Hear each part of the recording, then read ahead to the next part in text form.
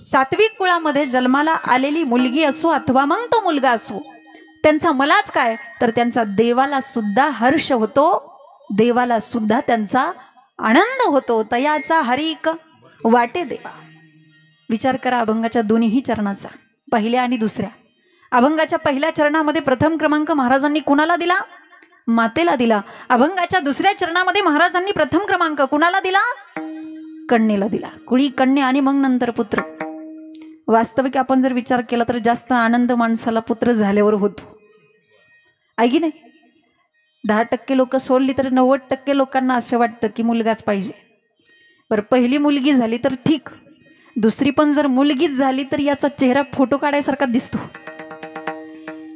हे योग्य नाही। बरं, मी असं म्हणत नाही की मुलगा नसावा, मुलगा पण असावा, पण मुलगा होण्याकरता तुम्ही मुलीला का मारता? मुलामध्ये मुलीमध्ये भेदभाव का?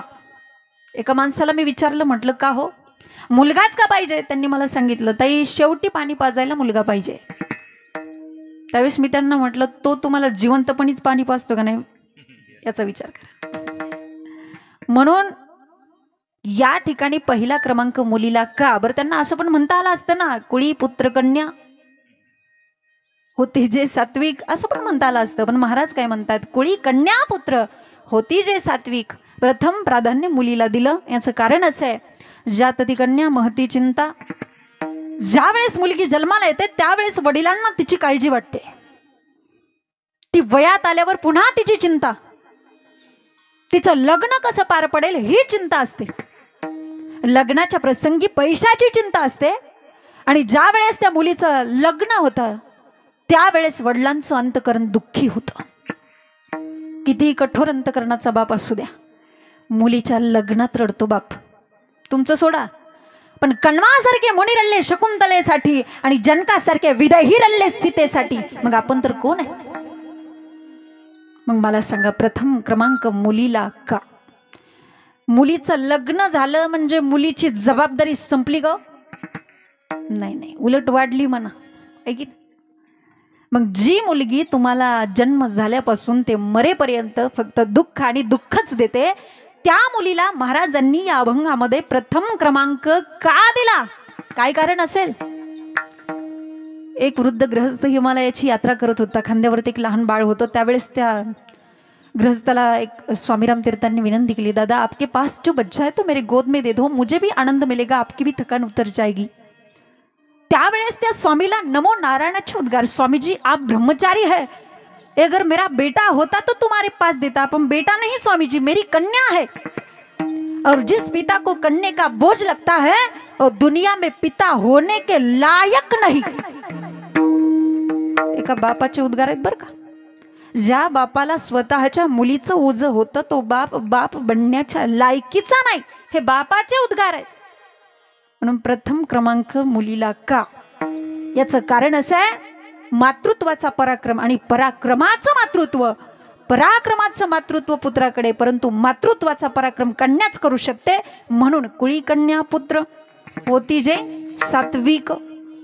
आणि म्हणूनच नारी की निंदा मत करियारो, नारी रतन की खान, जिस नारी से पैदा हुए हैं शुक भीष्म हनुमान। शुकासारख्या भीष्मासारख्या हनुमंतरायांसारख्या मोठमोठ्या रती महारथींना जन्म देणारी सुद्धा कोण आहे? कन्याच आहे। म्हणून कुळी कन्या आणि मग नंतर पुत्र। आता हे झालं कन्येचं, पुत्र कोणाला म्हणायचं? तर जे पूर्वतः पितरांचा उद्धार करतात त्यांना म्हणायचं पुत्र। पण असा एकच पुत्र पुरे, पुरे एकच पुत्र माय बापा पोटी, हरिस्मरणी उद्धरे कुळकोटी, धन्य वंशी जन्मला भगीरथ, गंगा आणोनी पूर्वज केले मुक्त। जे आपल्या पूर्वजांचा पितरांचा उद्धार करतात, इति पुत्र, त्याला पुत्र म्हणायचं। म्हणून असे सात्विक कुळामध्ये जन्माला आलेली मुलगी असो अथवा मग तो मुलगा असो, महाराज म्हणतात त्यांना त्यांचा मलाच काय, पण देवाला सुद्धा त्यांचा आनंद वाटतो। पण देवाला आनंद वाटण्याच्या लायकीचं ते करतात काय? अभंगाचं तिसरं गीता भागवत करीती श्रवण अखंड चिंतन विठोबाचे। या तिसऱ्या चरणामध्ये महाराज सांगतात, तर सात्विक कुळामध्ये जन्माला आलेली मुलं काय करतात? गीता आणि भागवत या दोन ग्रंथाचं श्रवण करतात आणि अखंड विठ्ठलाचं चिंतन करतात।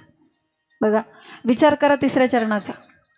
तिसऱ्या चरणाचा जर विचार केला तर प्रत्येकाच्या मनामध्ये एक शंका येईल, 6 शास्त्र, 18 पुराण, 4 वेद एवढी ग्रंथ संपत्ती असताना सुद्धा महाराजांनी या अभंगामध्ये फक्त गीता आणि भागवत या 2च ग्रंथांचा उल्लेख का केला? काय कारण असेल?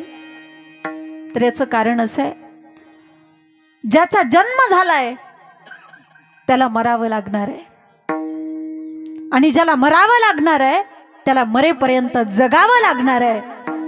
पण मरेपर्यंत कसं जगायचं ह्या प्रश्नाचं उत्तर गीतेत आहे, आणि जगणं संपलं म्हणजे मरायचं कसं ह्या प्रश्नाचं उत्तर भागवतात आहे.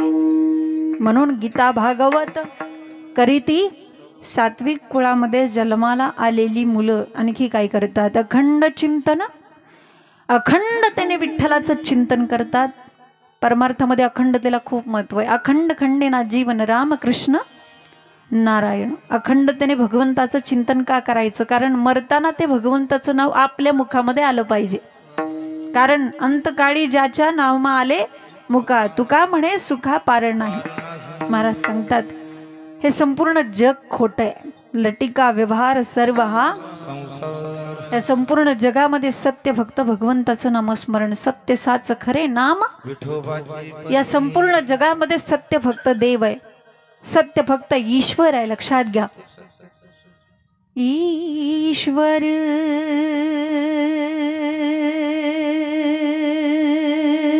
सत्य है, सत्य ही शिव है.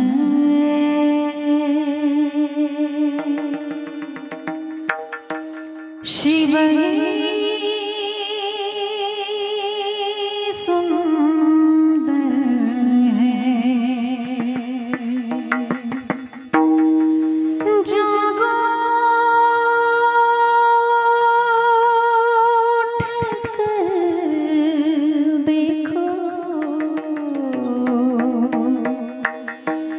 जीवन जो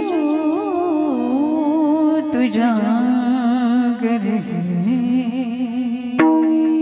या जगामध्ये सत्य फक्त ईश्वर आहे, आणि त्यामुळे ह्या सत्य असणाऱ्या भगवान परमात्म्याचं चिंतन आपण आपल्या जीवनामध्ये अखंडतेने केलं पाहिजे.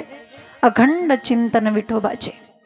कारण ज्याचा जन्म झालाय त्याला मरण हे निश्चित आहे, आणि मरणाच्या बाबतीत वशिलेबाजी चालत नाही. वशिला म्हणजे काय? वशिला म्हणजे कळते पण सांगता येईल ना? जाऊ द्या, मी सांगते. वशिला म्हणजे काय? व म्हणजे वय नसतानाही, शी म्हणजे शिक्षण नसतानाही, आणि ला म्हणजे लायकी नसतानाही जो लावला जातो त्याला म्हणायचं वशिला. मरणाच्या बाबतीत ही वशिलेबाजी चालत नाही. तुम्ही हिंदुस्थानमध्ये शोधा, एखादं मंदिर नसलेलं गाव तुम्हाला सापडेल, पण स्मशान नसलेलं गाव तुम्हाला सापडणार नाही. कारण मरण हे अटळ आहे. जिथं देवादिकांना सुद्धा मरावं लागलं. 9 भी मर गए, 10 भी मर गए, सहस्त्रठाशी 33 कोटि देवता मर गए, पड़े काल के फाशी. 9 भी मर गए, 10 भी मर गए, सहस्त्रठाशी. उपजते नाशे, नाशे ते पुनरपि दिशे, हे घटिका यंत्र जैसे परिभ्रमेगा. म्हणून कसं जगायचं हे गीतेकडून शिकायचंय, आणि कसं मरायचं हे भागवताकडून शिकायचंय. कसं जगायचं हे गीतेच्या माध्यमातून भगवान श्रीकृष्णाने अर्जुनाला शिकवलं. अर्जुना काय देवा, अरे जर जिंकलास तर हस्तिनापुराचा राजा होशील, आणि जर मेलाच तर स्वर्ग प्राप्ती होईल तुला. कसं जगायचं हे गीतेने अर्जुनाला शिकवलं, आणि कसं मरायचं हे भागवताने परीक्षिती राजाला शिकवलं. परीक्षिती राजा किती दिवसाचा होता? तुम्ही भागवत ऐकलं असेल. परीक्षिती राजा हा फक्त 7 दिवसाचा होता. किती? आणि 7 दिवसानंतर त्याला शाप होता की तुझा सर्प चावून मृत्यू होईल. परीक्षिती राजा 7 दिवसाचा होता. मला आपल्याला प्रश्न आहे, आपण सगळे किती दिवसाचे होतो? आपण पण 7च दिवसाचे आहे ना. आपल्याकडे तर काय 8 दिवसाची योजना केलेली का? आपण पण सगळे किती दिवसाचे? 7च दिवसाचे. तसं घाबरू नका. 7 दिवस म्हणजे रविवार, सोमवार, मंगळवार. ह्या 7 वारापैकी एका तरी वारी आपल्याला जावं लागणारच आहे. परीक्षिती राजाचा मृत्यू हा सर्पदंशाने झाला. आपला मृत्यू कशाने होणार आहे? अहो आपला पण मृत्यू सर्पदंशानेच होणार आहे। संसाराला सर्प असं म्हटलेलं आहे, म्हणून रुसलो संसारा सर्प हा आपल्याला सगळ्यांना साप चावलेला आहे। काय झालंय आपल्याला? काय झालंय? सगळ्यांना साप चावलेला आहे। पूर्वीच्या काळामध्ये जर का एखाद्याला साप चावला तर इथं जुने लोक आहेत त्यांना माहिती काय करायचे बाबा, त्यांना मुंजाबाच्या पालावरती न्यायचे, मांत्रिकाने मंत्रोच्चार करायचं, मग नंतर ते परीक्षा पाहण्यासाठी त्याला कडुलिंबाचा पाला खायला द्यायचा आणि मग नंतर विचारायचं असतं पाला कस काय? तो म्हणतो पाला गोड आहे, मग समजायचं त्याला साप चावलेला आहे। तसं संसार कडू असताना सुद्धा आपल्याला तो गोड लागतोय आणि परमार्थ गोड असताना सुद्धा आपल्याला तो कडू लागतोय। याचाच अर्थ आपल्याला काय झालंय? फक्त सापच चावला नाही, जहर चांगलंच भिनलेलं आहे की नाही? मौली म्हणतात विषय विषयाचा परिपाडू, गोड परमार्थ लागे कडू, कडू विषय तो गोडू जीवाशी झाला। संसार कडू आहे तर गोड काय? त्या भगवंताचं नाव गोड आहे। म्हणून अखंडतेने त्या भगवंताचं चिंतन आपण आपल्या जीवनात केलं पाहिजे, अखंड चिंतन विठोबाचे। आणि म्हणून सर्वांनी एकदा हाताने टाळी आणि मुखाने नाम विठोबा रखुमाई,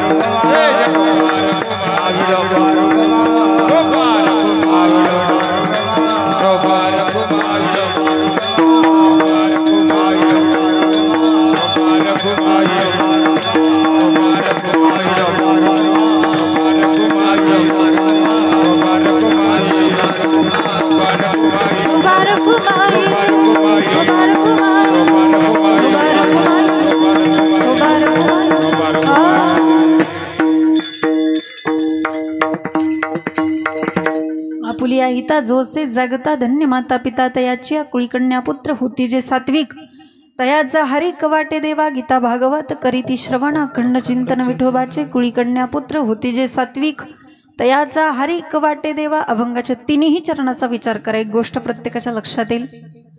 प्रेम म्हटलं की माता, पतिव्रता म्हटलं की सीता, आणि शास्त्र म्हटलं की गीता।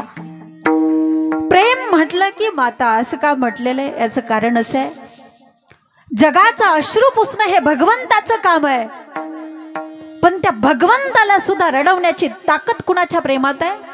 ताईच्या प्रेमात आहे। ज्यावेळेस रामचंद्र प्रभू वनवासाला निघाले, भावार्थ रामायणामध्ये वर्णन आलेलं आहे, वनात जाता रघुनंदन गायीचे गळती लोचन अश्वगज परती रुदन दुःखे पाषाण भुलताती। त्यावेळेस कौसल्या मातेने हंबरडा फोडला, अरे माझ्या श्रीरामा मनमोहन मेघश्यामा, विवळ सांडोनिया मावना, दुर्गमा के विजाशी, बाळ माझा केविलवाणी, कुठे पेशील बाळा पाणी। कसा कोपला कैवल्यदानी परतोनी रे श्रीरामा. कौसल्य मातेचा अंबरडा ऐकला आणि जगाचा बाप माघारी बघितलं. देखोनी मातेचा कळवळा, दुःख अश्रू आले डोळा, बाष्पे गळा रोदिला. म्हणून जगाचं अश्रू पुसणं ज्यांचं काम आहे त्या भगवंताला सुद्धा रडवण्याची ताकद जिच्या प्रेमामध्ये, तिला आई असं म्हणतात. म्हणून प्रेम म्हटलं की माता. आईची जागा कोणच घेऊ शकत नाही बरं का कुणीच. आई ती आईच असते. एक जण माझ्याकडे आले आणि मला म्हटले, ताई आईच्या आणि बायकोच्या प्रेमामध्ये काही फरक नसतो. म्हटलं कसं काय? ते म्हटले, पूर्वी आई मला जेवण वाढायची, आता माझी बायको सुद्धा मला जेवण वाढते.